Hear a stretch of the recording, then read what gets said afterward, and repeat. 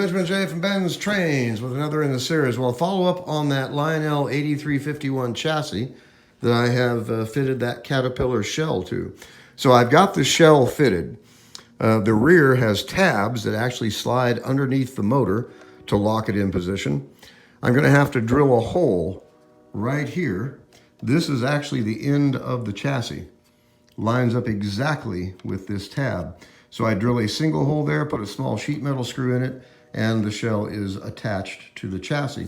For now, I've got it mounted with a single wire tie, as you see. So it's on there solid enough, you can actually pick it up off the rail.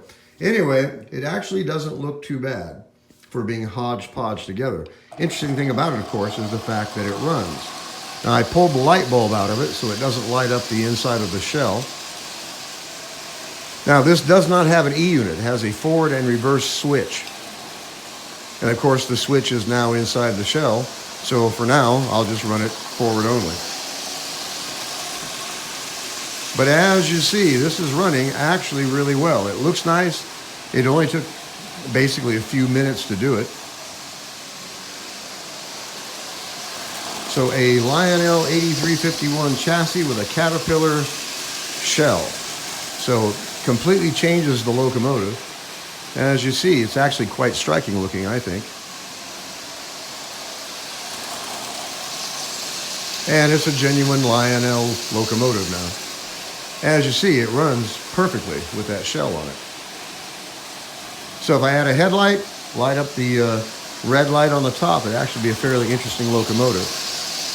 It's unlike anything you can get for O-gauge, that's for sure. Anyway, I just want to do a follow-up video on this. I'm going to leave this on for a couple days, see if I like it or not. But always fun to play with a new locomotive. Technically, this isn't new, but once you combine a new shell on an old chassis, it basically gives you another locomotive that you've never run before.